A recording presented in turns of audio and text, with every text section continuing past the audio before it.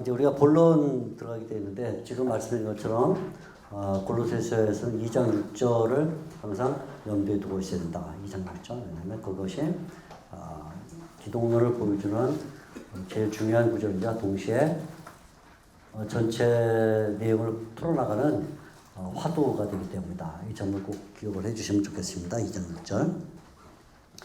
자, 먼저 첫째 단락인 인사 부분과 그리고 기도 감사, 기도에 관한 부분을 좀 보도록 하겠는데요. 여러분 같이 교환을 같이 따라가면서 보겠습니다. 도입부의 인사는 1장 1절에서 2절 부분인데 바울의 그 오프닝 방식은 거의 대동소이하게 나타나는 것을 볼 수가 있습니다. 도입부, 그래서 언제나 발신자, 수신자, 그리고 기원문 이렇게 나타나는데 우리가 이렇게 발신자와 수신자 한 묶음, 발신자, 수신자 누가 누구에게, 그 다음에 인사, 기원문, 은혜, 평강이 있을지어다 뭐 이런 등등의 표현 나오는 것을 한편으로는 발신자, 수신자가 있고 한편으로는 기원문이 있는 것을 두 마디 인사문이라 이렇게 보는 두 마디. 한편에는 발신자, 수신자 한편에 있고 한편에는 인사가 있다, 기원이 있다. 두 마디 인사문 이렇게 말하는데 이것은 어떤 면에서는 기독교에서 발전된 한 폼입니다. 그러니까 본래 고대 편지의 고대 서신 방식의 그 오프닝은 한마디 형식이 되어 있었습니다. 한마디란 말은 뭐냐면 발신자, 수신자가 있고 인사하는 부분이 아주 짧게 그냥 인사한다 이렇게 되어 있습니다. 그것이 이제 가장 잘 나타나는 한마디 인사문은 예루살렘 사도행전 15장에 예루살렘 사도들과 장로들이 이방인 교회에 보내는 편지 거기 이제 나타나는데 제가 이제 사도행전 15장 23절 한번 읽어 드리겠습니다. 표현이 이렇게 되어 있어요. 네. 그 편에 편지를 붙여 편지입니다. 이렇게 되어 있어요. 사도와 장로된 형제들은 안디옥과 수리아와 길리가에 있는 이방인 형제들에게 문안하노라. 누구는 누구에게 문안하노라. 인사하노라. 이것이 이제 한마디 인사문이라 이렇게 말해요. 똑같은 한마디 인사문이 사도행전 23장 26절에 나오는데 이것은 천부장 루시아가 총독에게 보낸 인사문입니다. 23장 26절 말씀에는 똑같은 방식이에요. 글라디오 루시아는 총독 벨릭스 각하께 문안하나이다. 이렇게 되어 있죠. 누가 누구에게 인사합니다. 이렇게 되어 있어요. 서신에서는 야고보서가 유일하게 이제 이 한마디 인사문을 가지고 있는데 야고보서 1장 1절을 보면 지금 앞에서 말했던 두 사도행전에 나왔던 내용이 그대로 나타나는 것을 볼 수 있습니다. 야고보서 1장 1절 하나님과 주 예수 그리스도의 종 야고보는 흩어져 있는 12지파에게 문안하노라. 이게 다 똑같은 방식에서 이렇게 물론 이제 헬라어로는 한마디 인사문이 발신자, 수신자 더하기 히아이라는 단어가 이제 문안한다라는 말인데 이렇게 되어 있는 것을 한마디 인사문이라 이렇게 부릅니다. 그런데 바울의 그 편지들은 대체적으로 이 하이레인 부분, 그러니까 문안하노라 이 부분을 좀 더 확장을 시켰어요. 그래서 은혜와 평강이 있을지어다. 뭐 이런 식으로 확장을 시켜서 이것을 이제 발신자, 수신자 한 편에 있고 한편에는 은혜와 평강이 있을지어다라는 표현이 있는 두 마디 인사입니다. 이렇게 이제 말을 해주고 있는 것이죠. 골로새서는 두 마디 인사문으로 형성이 되어 있습니다. 자, 골로새서의 발신자, 수신자 우리가 문제를 좀 따지기 전에 먼저 여러분에게 드린 그 교환의 도표를 좀 보시면요. 두 마디 인사문, 발신자, 수신자, 그 다음에 인사문 이렇게 되는데요. 잘 보면 이 바울의 인사문이 각각 짝을 이루는 구조를 가지고 있다는 것을 볼 수가 있습니다. 짝을 이룬다는 말은 발신자가 둘이다 하는 거예요. 하나는 바울, 하나는 디모데. 수신자에 대해서도 두 가지를 표현하고 있는데 하나는 골로새에 있는 거룩한 형제들, 또 그리스도 안에 있는 신실한 형제들. 이렇게 두 개의 표현이 나오고 있습니다. 인사도 보게 되면 은혜와 그리고 평강이 이렇게 말해서 은혜와 평강이. 그리고 이 은혜와 평강의 기원이 누구에게서 나오냐면 하나님 우리 아버지. 그냥 하나님에게서 그러지 않고 두 가지를 표현해 하나님 아버지 이렇게 표현하고 있습니다. 그러니까 발진자건 아니면 수신자건 인사문이건 간에 각각 그리고가 사용되고 있다. 네, 그리고 헬라어로 그리고라는 단어는 카이라는 단어인데 그리고 그래서 각 항목에 이 그리고가 각각 한 번씩 사용이 되었는데 바울 그리고 디모데 골로새는 거룩한 그리고 그리스도 안에 신실한 형제들에게 은혜 그리고 평강 그리고라는 단어는 사용되지 않았지만 마음속에 담고 하나님 그리고 우리 아버지 이렇게 이제 표현이 되어 있어요. 이 그리고를 이렇게 세 번 1장 1절에 1장 1절 2절에 사용함으로써 사도 바울은 몇 가지 생각을 가지고 있었다 이렇게 볼 수가 있습니다. 첫째는 뭔가를 조합하려고 한다. 그죠? 조합한다. 바울과 디모데 또 거룩함과 신실함, 은혜와 평강 조합하려고 한다. 동시에 그냥 단순히 조합하는 게 아니라 균형을 잡으려고 한다. 그죠? 그리고라는 말을 가지고 두 개의 요소를 이렇게 균형을 잡으려고 한다. 그래서 우리가 이 내용을 보게 되면 사실은 제가 이제 이 그 교환에는 옆으로 이렇게 드린 까닭은 이게 면을 확보하기 위해서 이렇게 드렸는데 이거를 세로로 했더라면 더 느낌이 다르게 느껴졌을 거예요. 무슨 얘기냐면 발신자가 있고 발신자 그다음에 수신자가 있고 그다음에 인사말이 있는데 이렇게 인사말 기원문이 있는데 발신자가 두 사람으로 되어 있어요. 하나는 바울 그리고 디모데.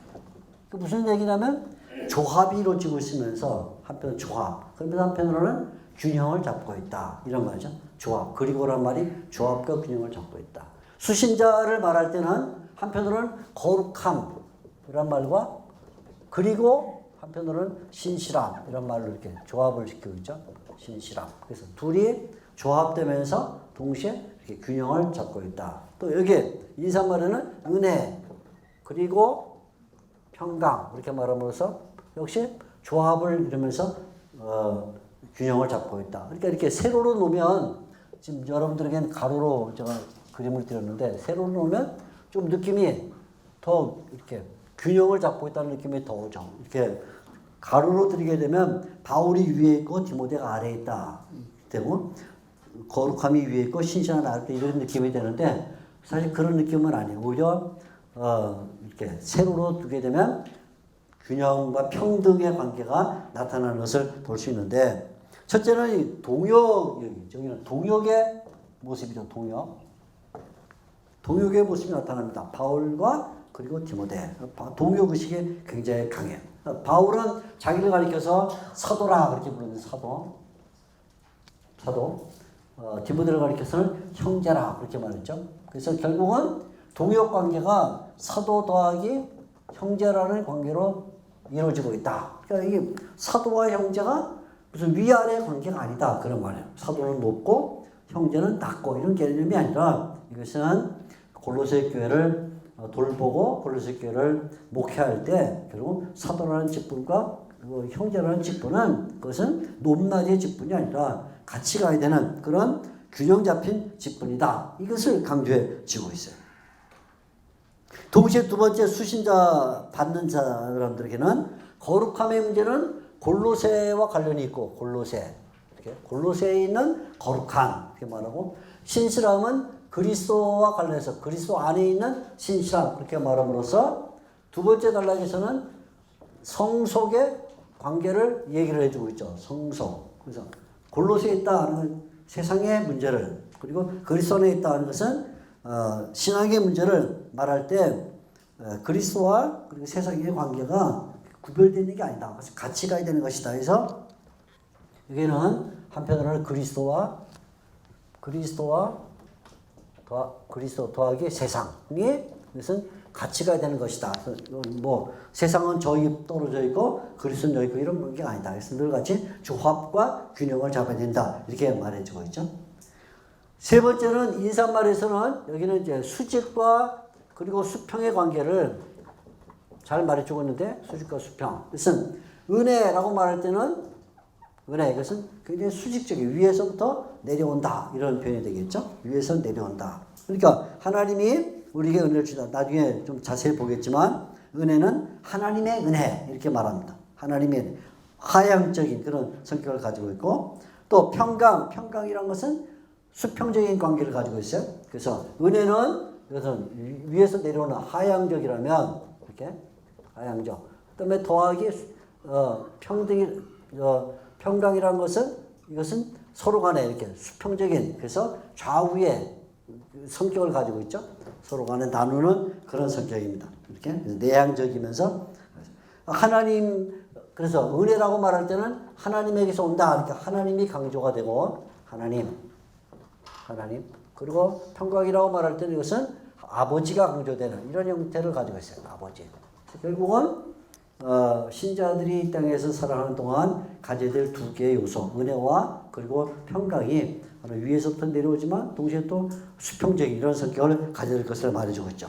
그러니까 바울은 처음부터 그리고 이 카이라는 이 단어를 사용해서 그리고라는 단어를 사용해서 골로새서의 제1장 1절에요. 골로새 제1장 1절에 세 번 그리고를 사용해서 골로새 교회가 가야 될 길이 뭐냐면 언제나 조합과 그리고 평등 또 균형이라는 이 자리를 갖지 못하면 그러면 어떤 세력이 들어와서 교회를 망칠지 모른다. 그래서 처음부터 골로새 교회는 그리고를 잘해야 된다. 그리고 오늘날도 똑같은 메시지가 1장 1절에 들어있지. 그리고를 잘해야 된다. 그리고 그래서 예를 들어 목회를 하고 있는 분과 성도들의 관계든지 그죠? 아니면 세상과 교회의 관계든지 그죠? 아니면 우리가 하나님으로 받는 것이나 성도들 사이에 누리는 그런 어떤 복이든지 간에 그것이 다 하나의 조합의 관계로 이루어져야 된다. 그리고가 잘 된다. 그리고 그래서 세 번 이 그리고를 강조하는 것을 볼 수가 있습니다. 자, 이렇게 일단 이 구조를 먼저 좀 잘 볼 필요가 있어요. 그 다음에 이제 이렇게 구조를 보고 나면 첫째 우리가 볼 것이 이제 발신자인데 발신자는 바울과 디모데 하나는 사도라 부리고 하나는 형제라 이렇게 불리고 있습니다. 바울은 자신을 가리켜서 사도라 이렇게 그러는데 이 사도라는 표현은 골로새서에 딱 한 번 나오는 표현이에요. 딱 한 번밖에 안 나요. 사도. 아마 다른 서신들 좀 큰 서신들에는 사도라는 용어가 몇 번씩 반복이 되는데 에베소서만 해도 그렇죠. 그런데 이 골로새서에는 한 번밖에 안 나온다. 굉장히 특이한 그런 성격을 가지고 있습니다. 사도 우리가 잘 아는 대로 사람에게 보냄을 받은 그런 어떤 인물을 가리킬 때 사도라 이렇게 말해주고 있죠. 근데 이때 바울이 자기를 사도라고 말하면서 거기에 그냥 사도가 아니라 그리스도 예수의 사도 이렇게 말해주고 있어요. 그리스도 예수의 사도. 그래서 예수를 그리스도라고 고백하는 자다. 자기 자신이. 처음부터 이렇게 강조하는 거죠. 2장 6절에 누구든지 그리스도를 주로 받았으면 이게 되게 말할 텐데 그 말을 할 수 있는 자격이 바울에게 있어요. 근데 바울 자신이 그리스도 예수의 사도이기 때문이다. 자기 자신이 예수님을 그리스도로 고백하고 있다. 이것을 말해주고 있습니다. 비록 바울은 사람에게 보냄을 받아 사람을 위해서 일하지만 예수님을 그리스도로 고백하는 예수에게 속한 사도이다. 그러니까 늘 자기에 대한 주장권이 사람에게 있는 게 아니라 예수님에게 있다는 것을 처음부터 밝혀주고 있습니다. 그런데 바울이 사도가 된 것은 하나님의 뜻으로 된 것이다. 이렇게 말해요. 하나님의 뜻으로 되었다. 이 하나님의 뜻으로 되었다라는 이 표현은 이제 어디에 붙여 있냐에 따라서 좀 느낌이 달라질 수 있어요. 그러니까 우리말 이제 번역 성경은 대부분이다. 일반 영어든 또 이런 건 다 대부분 사도가 되었다는 그 수식어로 사용을 하고 있어요. 그래서 하나님의 뜻으로 말미암아 그리스도의 예수의 사도 된 바울 이렇게 되어 있습니다. 근데 이거를 그렇게 읽지 않고 이렇게 읽을 수도 있어요. 그리스도 예수의 사도 바울과 형제 디모데는 하나님의 뜻으로 말미암아 편지하노니 이렇게 읽을 수도 있습니다. 약간 좀 생뚱맞아 보이지만 가능성이 있어요. 그러면 이게 이제 두 가지 가능성을 갖는 거죠. 바울이 사도가 된 게 하나님의 뜻으로 되었다 이 말도 되지만 바울이 편지를 쓰는 것이 하나님의 뜻으로 쓰는 것이다 이 말도 될 수가 있다는 것입니다. 두 가지 가능성이 있지만 그래서 우리는 그냥 일반적으로 대부분 학자들이 또는 대부분 번역이 택하고 있는 그냥 사도가 되었다는 쪽에 붙여서 읽어보도록 그렇게 하겠습니다. 그러면 바울의 사도가 된 것은 인간적이며 내적인 동기가 아니다. 바울이 인간적이며 내적인 동기로 사도가 된 것이 아니라 신적이며 그리고 초자연적인 요구에 의하여 된 것이다. 그 말이죠. 하나님의 뜻으로 사도가 되었다면 사람의 칭찬을 구하거나 사람의 비난을 피하지 않고 하나님을 기쁘게 하는 것. 그게 최대의 목적이다. 그러니까 사도로서 일하다 보면 때로는 칭찬을 받을 수도 있고 또 비난을 받을 수 있는데 그에 대하여 기이하지 않는다. 왜냐하면 하나님의 뜻으로 사도가 되었기 때문이다. 그런 말이죠. 위의 내용을 종합하면 세 가지 내용을 가지고 있어요. 첫째, 바울은 사도다. 사도다라는 말에는 사람에게 가는 자다 하는 뜻이죠. 그래서 아무리 어려운 길이랄지라도 사람에게 가기 위해서는 시도하는 그런 인물이다. 로마서도 그렇고 골로새도 그렇고 여러 차례 복음을 위해서 늘 애쓰는 모습을 가져요. 사도이기 때문에 사람이 있다 그러면 언제든지 간다 그런 말이죠. 두 번째는 그냥 사도가 아니라 예수 그리스도의 사도다 이렇게 말하면 자신이 일을 하고 있을 때 주인이 누구냐? 주인은 예수님이다. 그래서 예수님의 영광을 목적으로 일하고 있다 하는 것을 분명히 하고 있죠. 세 번째는 사도인데 예수 그리스도의 사도이며 무엇으로 된 사도냐면 하나님의 뜻으로 된 사도다. 그렇다면 어떤 상황에서든지 하나님의 뜻을 이루기 위해서는 자기의 사명을 관찰하는 자다. 이게 세 가지. 그러니까 1장 1절에 바울이 자기에 대한 의식이 나오는데 세 가지로 보여주고 있죠. 사도다. 두 번째는 예수에게 속한 사도다. 세 번째는 하나님의 뜻을 이루는 것을 목적으로 삼는 사도다. 이렇게 말을 해주고 있습니다. 이 편지에 디모데가 동참을 하고 있는데 디모데는 형제라고 불리고 있습니다. 형제. 이 형제라는 말은 골로새서에 이외에 4번 정도가 나오는데 항상 사람을 가리킬 때 썼어요. 그러니까 예를 들면 4장 7절에 두기고를 가리켜서 형제 두기고 이렇게 말합니다. 또 4장 9절에는 오네시모를 가리켜서 형제 이렇게 말하고 그 다음에 교회 성도들을 가리켜서 형제라 부르는데 지금 나오는 이 1장 2절에 골로새 형제들 이렇게 말하고 또 4장 15절에 보면 라오디게아에 있는 형제들 이렇게 말합니다. 그러니까 두 번은 인물에게 사용이 됐고 두 번은 교회에 사용이 됐습니다. 어쨌든 바울은 디모데는 사도 바울에게 형제로서 나타나고 있으면 동시에 수신자인 골로새 성도들에게도 형제다. 그러니까 바울이 디모데를 가리켜서 형제라고 불렀을 때는 바울이 볼 때도 자기 형제지만 골로새 교회와의 관계에서도 형제다. 그리고 디모데가 형제인 것처럼 골로새 성도들도 형제죠. 그래서 이제 바로 2절에는 이렇게 말해주고 있어요. 디모데가 형제인 것처럼 골로새에 있는 성도들과 그리스도 안에 있는 신실한 형제들에게 편지한다. 1절에도 형제라는 단어가 나오고 2절에도 형제라는 단어가 나오는데 디모데가 형제인 것처럼 골로새 교회 성도들도 형제다. 그러니까 디모데가 이 편지를 쓸 때 골로새 성도들이 받아들이기 좋은 입장에 있는 것이죠. 왜냐하면 그 눈높이가 같다. 형제라는 눈높이가 같다는 것입니다. 그러므로 골로새 형제들에게 디모데는 같은 동일한 신분으로 편지를 하는 그런 모습을 보여주고 있습니다. 바울은 골로새뿐만 아니라 어떤 성경에서든지 간에 형제라는 말을 쓸 때는 언제나 하나님의 아버지다라는 것을 전제하고 있어요. 하나님의 아버지다. 그러니까 우리는 그분의 자녀들이기 때문에 당연히 수평적으로 형제라는 관계를 가지고 있다. 그래서 형제라는 말 속에는 하나님이 아버지이시면서 성도들 사이에 일어나는 긴밀한 관계를 설명해 주고 있죠. 그래서 신앙의 길에서 피로 맺어진 형제들처럼 동일한 의지와 사명을 가진 사람들, 그런 말할 때 형제라 이렇게 말해요. 그러니까 아무한테나 형제라는 말을 쓰진 않죠. 특별히 바울의 경우에는 형제라는 말을 쓸 때는 굉장히 의식을 가지고 쓰는 말이죠. 그래서 하나님의 아버지다라고 부를 수 있는 사람, 하나님의 아버지다. 동시에 신앙의 길에서 피로 맺어진 것보다 더 강한 그런 관계를 갖고 있는 사람들을 말할 때 형제라는 말을 쓰고 있습니다. 그러니까 디모데는 바울에게 그런 존재로 나타나고 있는 것입니다.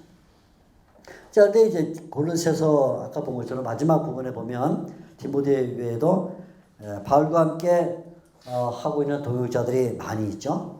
세 부류의 사람이 나오는데 첫째는 아리스하고 마가 유스도, 둘째는 에바브라, 셋째는 누가 데마. 그래서 이제 나중에 보겠지만 4장 10절과 12절과 14절에 세 번 무난한다라는 표현이 나옵니다. 헬라어로 아스파제타인 휴마스. 그래서 세 번 무난한다라는 말이 나오는데 세 부류의 사람이 나와요. 이 사람들이 바울이 편지를 쓸 때 동역하고 있다. 이렇게 보면 모종의 상의가 있었고, 그리고 바울이 편지를 쓸 때 이들의 의견이 어느 정도 반영이 되고 있다고 볼 수 있겠죠. 뭐가 어디까지 반영됐다라고는 말할 수 없지만 이들의 의견이 조금씩이라도 표현되고 있다 이렇게 본다면 골로새에서는 디모데와 함께 여러 동역자들의 의견이 녹아져 있는 일종의 다중인물 편지 이렇게 볼 수 있죠. 한 사람이 그냥 독자적으로 골방에 들어가가지고 아무하고도 만나지 않고 쓴 편지가 아니라 상당히 교회 문제를 놓고 특별히 골로새에 등장한 이단의 문제를 어떻게 해결할 것이냐 이것을 형제들, 특별히 이런 디모데 같은 사람들과 깊은 상의하며 또 기도하면서 쓴 그런 편지라 이렇게 보니까 저자의 이름이 비록 바울이 전면에 있고 디모데 등등이 있지만 그러나 여러 사람이 함께 쓴 편지라 이렇게 보는 것이 좋겠다 이렇게 봅니다. 처음에 말한 것처럼 이 편지는 바울이 매임당한 상태에서 기록을 했습니다. 그래서 로마 감옥에서 쓰고 있고 옥중 서신 가운데 하나다. 에베소, 빌립보서, 빌레몬서가 거의 동시에 기록된 그런 서신을 이렇게 볼 수가 있겠습니다. 수신자는 역시 형제들이다 이렇게 불렀어요. 형제들, 그러니까 교회라 이렇게 부르지 않습니다. 그러니까 바울이 쓴 편지들 가운데 교회라 이렇게 쓴 그 서신들이 굉장히 작아요. 예를 들어 갈라디아에 있는 교회들에게 이렇게 이제 말했는데 이 골로새서는 교회라는 말을 한 번도 쓰지 않고 형제들 이렇게 말해주고 있습니다. 그건 아마도 여러 교회가 있었기 때문이다. 지난번 앞에서 말씀드린 것처럼 빌레몬의 교회도 있고 이제 눈발 교회도 있고 또 그 인근에 라오디게아 교회 또 히에라볼리 뭐 교회 등등이 아마 이렇게 있기 때문에 그들을 다 통칭해서 그냥 형제라 부르는 것이 아닌가 이렇게 볼 수 있습니다. 라오디게아와 관련해서도 라오디게아 교회 그렇게 부르지 않고 나중에 보면 이제 4장 15절에 라오디게아에는 형제들 이렇게 말하죠. 굉장히 수평적으로 모든 것들을 얘기해 나가고 있습니다. 사도 바울은 이 형제들을 두 가지 말로 설명을 했어요. 첫째는 거룩한 형제들, 아까 말한 그리고 또 하나는 신실한 형제들 이렇게 말했습니다. 거룩한 형제들이란 말과 신실한 형제들 이렇게 말했는데 거룩한 형제들이라고 말할 때는 수식어가 골로새에 있는 거룩한 형제들, 신실한 형제들이라고 말할 때는 수식어가 그리스도 안에 있는 신실한 형제들 이렇게 말해주고 있어요. 그러니까 거룩하다와 신실하다를 짝으로 이루면서도 그 꾸미는 수식어가 좀 다르게 나타나는데 골로새에 있는 이렇게 말함으로써 거룩함이라는 것은 결국은 골로새에 있지만 구별된 사람들이다 이런 의미를 갖고 있다면 신실함이 그리스도 안에 이렇게 말함으로써 신실함은 결합의 의미를 가진다 이렇게 볼 수가 있습니다. 거룩함은 골로새라는 공간과 함께 사용되고 신실함은 그리스도라는 인격과 함께 사용되고 있다 그런 말이죠. 그래서 골로새 교회 성도들이 한편으로는 골로새 지역에서 구별된 사람들이자 성도, 한편으로는 그리스도에 결합된 사람들이다. 신자. 거룩한 이런 말은 성도를 가리키고 신실하는 신자를 가리키죠. 그래서 실제로 이제 이 골로새서를 읽다 보면 거룩한이라는 단어가 단순한 형용사가 아니라 일반 명사로 사용되는 것을 볼 수가 있어요. 그러니까 성도라는 표현으로 사용되는 거죠. 하기오스란 말이 성도. 이 성도라는 것을 바울은 이 골로새서에서 반드시 어떤 원인이 있어야만 된다 이렇게 말하죠. 단순히 성도가 되는 게 아니라 원인이 있어야 된다. 그 원인은 뭐냐면 그리스도의 죽음이 원인이다. 그러니까 우리가 성도가 된 데에는 그리스도의 죽음이라는 것이 전제된다. 1장 22절에 나오는 말씀인데 1장 22절 제가 읽어드리면 이제는 그의 육체의 죽음으로 말미암아 화목하게 하사 너희를 거룩하고 성도가 됐다는 말인데 성도가 되는데 뭐로 우리가 성도가 되냐면 그리스도의 육체의 죽음이 전제되어야 된다 하는 것입니다. 그리스도의 육체의 죽음이 전제될 때 그 원인으로 말미암아 성도가 된다 하는 것이죠. 그럼 그 원인으로 말미암아 성도가 되면 그 성도에게는 뭔가 결과가 주어진다는 거예요. 그래서 결과를 말할 때 1장 12절 성도가 어떤 결과에 들어가느냐 1장 12절에 기업을 바르다 이렇게 말해요. 기업 1장 12절 그래서 우리로 하여금 빛 가운데서 성도의 기업의 부분을 얻기에 합당하게 하셨다. 결국 성도가 되는 원인은 그리스도의 죽음 그리고 성도가 된 그 결과는 기업에 참여하는데 그 기업은 다르게 말하면 13절에 예수 그리스도의 나라를 말해주고 있죠. 그래서 그의 사랑의 아들의 나라 이렇게 표시하는데 우리가 성도가 되면 하나님의 아들이 가지고 있는 그 나라를 기업으로 받게 된다. 결과를 말해줘. 그런데 바로 이런 원인과 이런 결과로 성도가 된 사람들에게는 이 땅에 살고 있는 어떤 유익이 있다는 거예요. 어떤 유익이 있냐면 그들에게는 하나님의 비밀이 계시가 된다는 것이죠. 그래서 1장 26절에 보면 비밀이 드디어 이 성도에게 나타났다는 거예요. 이 비밀은 1장 26절 만세와 만대로부터 감춰졌던 것인데 이제는 그의 성도들에게 나타났다. 그 성도들이 이 땅에 살아가는 동안에 가지는 최대 유익은 뭐냐? 그것은 하나님이 만대와 만세에 숨겨두었던 그 비밀을 알게 됐다는 것이죠. 그냥 물질적인 축복이나 뭐 건강의 축복 이런 게 아니라 성도의 최대 유익 골로새서에 의하면 하나님의 비밀을 알게 됐다 하는 거예요. 1장 26절. 그래서 이런 비밀을 알고 있기 때문에 이들이 형제가 됐고 그 형제가 됐다는 사실이 서로 사랑하게 만든다 하는 것이죠. 그래서 1장 4절에 보면 성도들은 서로에 대한 사랑을 가져야 된다 이렇게 말해요. 그래서 이는 그리스도 예수 안에서 너희의 믿음과 모든 성도에 대한 사랑을 들었다. 성도에 대한 사랑. 그래서 확실하게 바울은 하기오스라는 용어를 사용하면서 어떤 논리를 가지고 있어요. 첫째 하기오스 성도가 되는 것에는 원인은 그리스도의 죽음이다. 그 결과는 기업 곧 하나님의 아들의 나라에 참여하는 것이다. 그들이 나라에 참여할 때까지 이 땅에서 얻는 유익은 뭐냐? 비밀을 아는 것이다. 그 비밀을 알고 있기 때문에 그들에게 나타나야 될 그 현상이 뭐냐? 서로 사랑하는 것이다. 1장 4절 이렇게 정리를 해주고 있죠. 이 신실한이라는 단어는 본문 외에 3번 더 나오는데 항상 인물을 설명할 때 사용이 됐어요. 그러니까 예를 들면 1장 7절에 에바브라를 설명할 때 신실한 일꾼이다 이렇게 말합니다. 에바브라 1장 7절. 두 번째는 4장 7절에 두기고를 말할 때도 신실한 사람 할 때 두기고 또 오네시모도 신실한 형제 이렇게 말합니다. 그러니까 이 신실하다는 단어는 신자들에게 붙여진 가장 좋은 별명이다 아니면 수식어다 이렇게 볼 수 있어요. 그러니까 신실한 아무개, 신실한 에바브라 예를 들어 신실한 두기고 신실한 오네시모라고 말할 때 그것이 신자의 모습을 가장 잘 드러내주고 있다 이런 말이 되겠죠. 그래서 이런 형제들에게 이렇게 앞에 나온 거룩하고 신실한 형제들에게 편지를 쓴다 할 때 결국 바울과 사도로서의 바울과 그리고 형제로서의 디모데 이 말이 받아들여질 수 있는 인물들이 있다. 이렇게 정리를 우리가 해볼 수가 있습니다. 바울은 발신자와 수신자에 이어서 두 번째 마디인 기원을 말해주고 있습니다. 은혜와 평강이 있기를 빈다 이렇게 말하죠. 은혜와 평강. 자, 은혜라는 말은 역시 골로새서에 의하면 바울은 이렇게 은혜를 이해를 하고 있어요. 은혜는 뭐냐? 은혜는 반드시 하나님으로부터 나오는 것이다. 굉장히 하향적인 그런 성격을 가지고 하나님으로부터 나온다. 1장 6절을 보면 1장 6절 하나님의 은혜 이런 표현이에요. 하나님의 은혜. 그러니까 은혜는 사람이 스스로 만들어낼 수 있는 게 아니다. 하나님으로부터 와야 된다. 이렇게 말하죠. 하나님의 은혜.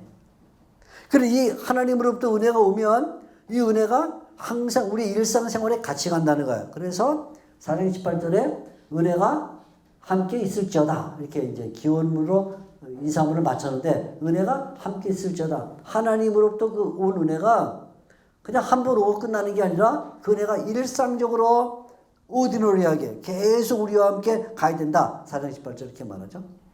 그러면 이 은혜가 함께 갈 때 그에게 경건이 일어난다는 게 경건. 그래서 찬송이 가능하다. 3장 16절에 은혜로 찬송하라. 이렇게 말해주죠. 이제 이 3장 16절은 우리 개혁 성경이 개혁 또는 개혁 개정 성경이 번역을 본문과 각주를 바꿔놔가지고 조금 혼돈이 일어나고 있는데 3장 16절에 보면 감사하는 마음으로 하나님을 찬양하고 이렇게 되는데 각주에는 그렇고 은혜로 이렇게 됐어요. 은혜로가 더 맞는 말이에요. 은혜를 가지고 있는 사람이 뭐하냐? 하나님을 찬송할 수 있다. 그런 말이죠. 그러니까 은혜는 하나님에서 나왔고 그 은혜가 일상적으로 우리가 함께 가면 그때 우리가 하나님을 찬송하는 것이 가능하다. 경건이 가능하다는 거예요. 3장 16절. 그러면 그 은혜의 그 경건을 일으키는 일이 그냥 경건만 일으키는 게 아니라 사람들과 대화를 나눌 때도 그 은혜가 작용을 한다. 그래. 그래서 4장 6절에 보면 이 은혜를 가지고 말하라 이렇게 말하죠. 그래서 4장 6절에 너희 말을 항상 은혜 가운데 소금으로 마시는 것 같이 하라. 그래서 성도가 하나님으로부터 은혜를 받으면 그 은혜가 함께 가고 그것이 경건을 이루고 심지어는 일상생활 가운데서도 이런 영적 외향성을 가지게 된다 이렇게 말. 그러니까 은혜는 수직적이다, 하향적이다 이렇게 볼 수 있죠. 평강은 뭐냐? 평강도 역시 추론이 있어요. 평강이 사람이 만들어내는 게 아니죠. 평강은 3장 15절에 의하면 그리스도의 평강이라 이렇게 말해요. 3장 15절 그리스도의 평강. 그래서 그리스도의 평강이 너희 마음을 주장하게 하라 이렇게 말하는데 이 구절은 굉장히 중요해요. 그리스도의 평강이 너희 마음을 주장하게 하라 할 때 평강은 어디에서 작용되느냐? 우리 마음에서 작용이 된다는 거예요. 우리의 마음 심리적이면서 내향적인 성격을 가지고 있죠. 심리적이면서 내향적. 그러니까 결국은 이 평강을 가지고 있는 사람들이 교회를 이룰 때 교회 수평성이 잘 이루어지는 거예요. 그래서 바울은 은혜란 말로는 수직적인 면을 말하고 있다면 평강이란 말은 수평성을 말해서 은혜와 평강이 있을 자다 이렇게 말할 때 그것은 하나님과의 관계와 성도의 관계가 나란히 이루어지는 이 조합 그리고 균형을 잡아야 된다 이렇게 우리에게 알려주고 있는 것이죠. 사도 바울은 이런 그 은혜와 평강이 하나님 우리 아버지로부터 온다 이렇게 말해주고 있습니다. 바울이 이게 하나님으로부터 온다 이렇게 하지 않고 또는 아버지로부터 온다 이러지 않고 조합을 했어요. 하나님 우리 아버지로부터 온다 이렇게 말해주고 있습니다. 하나님 굉장히 어떤 그 높은 그런 개념으로서의 높은 또 절대적인 우리가 도전할 수 없는 그런 분을 말할 때 하나님 이렇게 불렀다면 아버지 이렇게 불렀을 때는 굉장히 가깝고 또 친밀한 그런 하나님을 말해주고 있죠. 하나님이란 말은 아주 위대하고 절대적이고 초월적인 이런 면을 강조한다면 아버지라고 말할 때는 굉장히 내적이고 친밀하고 또 우리의 문제에 동참해 주실 그런 그래서 하나님하고 말할 때는 은혜를 주시는 분 아버지라고 말할 때는 평강을 주시는 분 이런 의미가 자연스럽게 이루어지고 있어요. 아마도 바울은 여기 아버지라는 말을 썼을 때 특별한 어떤 신학적인 개념을 가지고 있었을 것이다. 이렇게 우리가 추정을 해볼 수 있습니다. 아버지라는 단어가 골로새서에 여러 차례 나오는데 이 아버지라는 단어를 골로새서에서 정리를 해보면 가장 중요한 것은 언약관계예요. 언약관계. 그러니까 항상 하나님이 우리의 아버지다 이렇게 말할 때는 우리의 아버지, 그냥 하나님 아버지 이러지 않고 우리의라는 말을 썼어요. 그 말은 하나님이 아버지로서 우리와 깊은 관련이 있다 이 말이죠. 우리의 아버지. 그래서 하나님은 아버지시고 우리는 그분의 자녀다라는 것이 우리의 아버지라는 말 속에 들어있어요. 하나님은 아버지시고 신자는 그분의 자녀다. 그러니까 하나님의 아버지시기 때문에 아버지이신 하나님은 어떤 책임을 가져요. 자녀에게. 뭐냐면 신자를 충분하게 만들어요. 그래서 1장 12절에 보면 이 아버지 하나님이 하시는 일을 이렇게 말해주고 있습니다. 12절. 1장 12절. 우리로 하여금 빛 가운데서 성도의 기업의 부분을 얻기에 합당하게 하신 아버지께, 아버지라고 부를 때 아버지는 뭐냐면 그분이 우리에게 기업을 주시기에 충분한 분이다. 아버지시니까.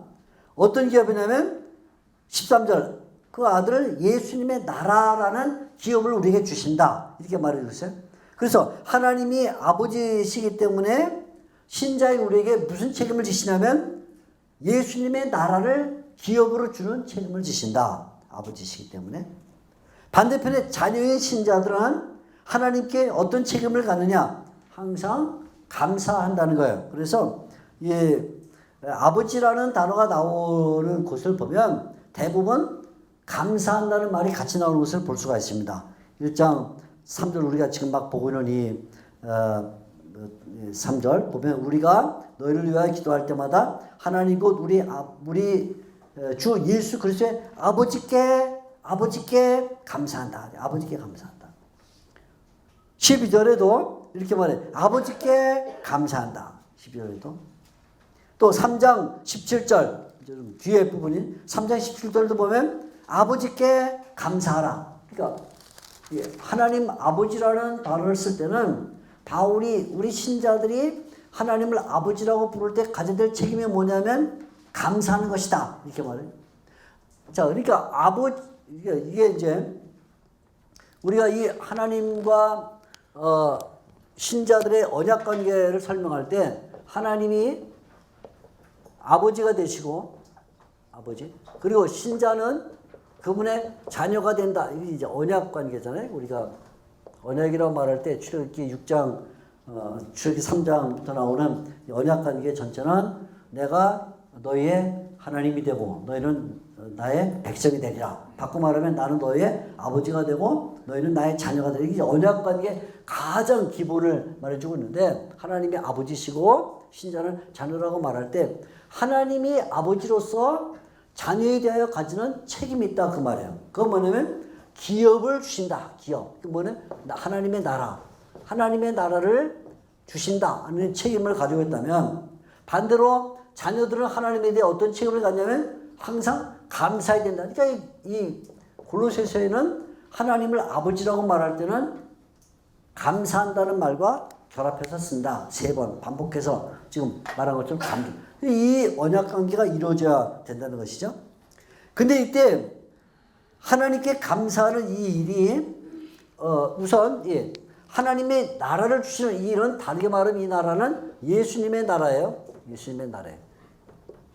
하나님 아들이신 예수님의 나라를 주신다 이렇게 말하는데 1장 13절 1장 13절입니다. 1장 12절에서 13절. 근데 감사한다라고 말할 때는 어떻게 감사하냐면 3장 17절에 그 감사가 그냥 되는 게 아니라 반드시 감사는 예수님을 통해서만 감사가 돼요. 예수를 통해서. 그래서 3장 17절에 뭐라고 말하냐면 감사하는데 다 주 예수의 이름으로 그를 힘입어 하나님 아버지께 감사하라. 그를 힘입어 라는 말은 그를 통하여 라는 그를 통하여 헬라어는 디아우토인데 디아우토 안 써도 되지만 헬라어 할 줄 안다는 걸 보이기 위해서 한마디 써요. 디아우토 그를 통하여 그 의도적으로 바울이 이 단어를 쓰고 있는 거예요. 감사하는데 감사할 때는 그냥 감사가 아니라 어떤 중개자를 통해 감사해야 된다. 내가 하나님께 그냥 감사합니다. 예수 그리스도를 통해서 감사한다. 그래서 이 말은 뭐냐면